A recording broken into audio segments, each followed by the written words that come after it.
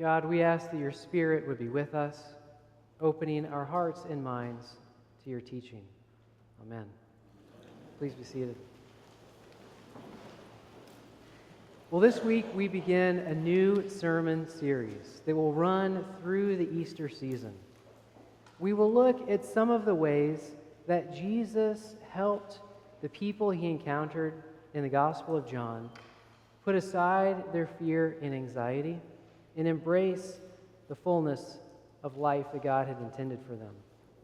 I imagine most of us are familiar with how anxiety can prevent us and constrain us to have the kind of relationships that we want and experience that fullness of life that God intends. Well, this happened to one of Jesus' disciples. We read in the Gospel of John about Jesus appearing to the disciples who had gathered together in secret after Jesus had died.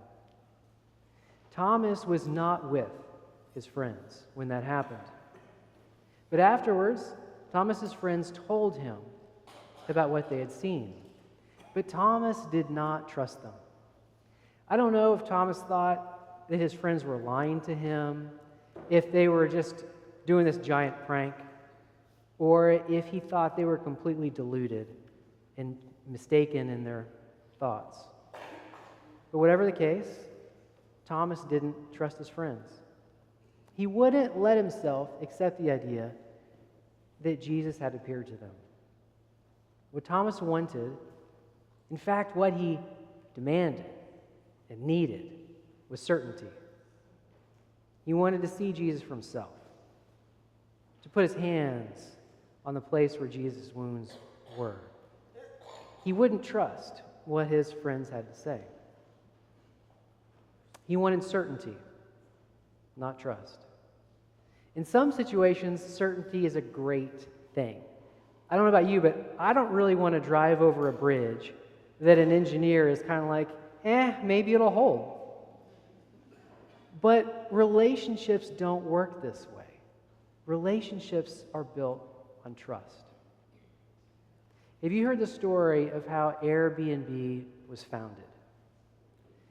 Well, Joe Gabbia, the founder of Airbnb, tells the story that it wasn't until he broke through a profound experience of anxiety and embraced a sense of peace that he went on to found Airbnb. In the moment that caused him all this anxiety is he was terrified that he was about to be kidnapped by someone and shoved in the trunk of a red Mazda Miata. So Joe had graduated from design school, and he was having a yard sale to raise some money. And a guy pulled up in a red Miata and bought a piece of his art. And they got to talking. And this guy with the Miata said that he was on a cross-country road trip because he was about to join the Peace Corps. And Joe really enjoyed this guy. Asked him if he wanted to grab a beer, so they did that. And they ended up talking until late in the night. And then as Joe was about to go back home, words left his mouth that he didn't even consciously believe he was saying. He said to the guy, "Where are you staying tonight?" And the guy in the Miata said, "I have no idea. I'll probably end up sleeping in my car." So Joe opened up his mouth again. And again, words came out that he didn't consciously intend.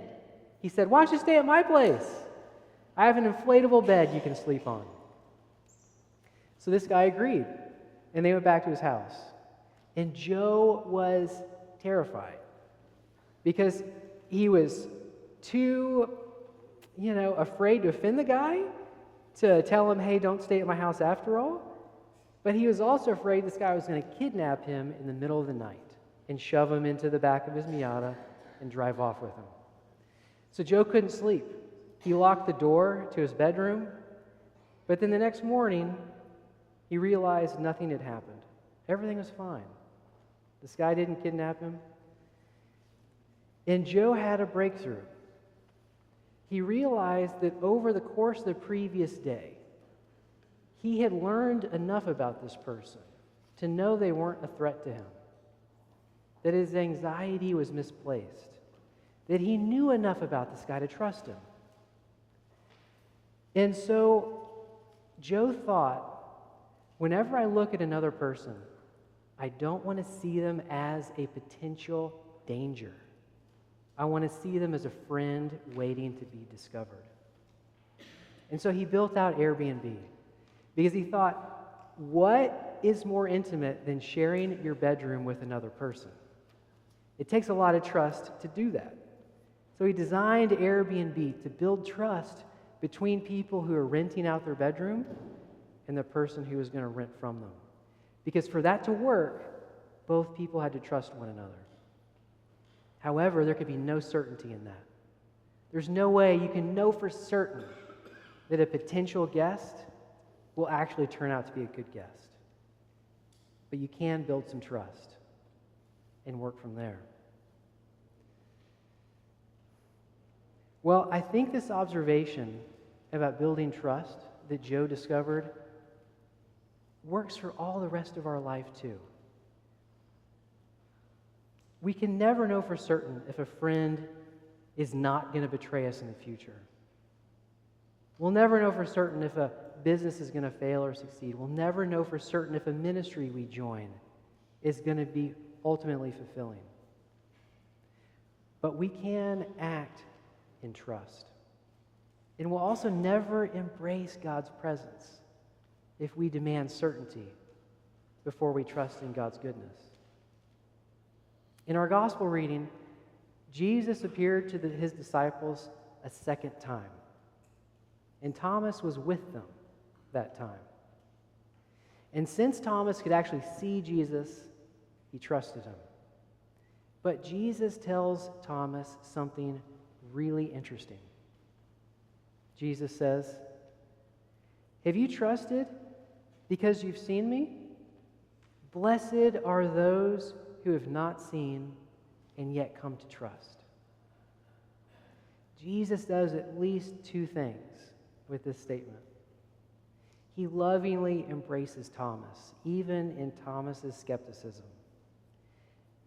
And this is good news for people like me, because I'm a fairly skeptical person.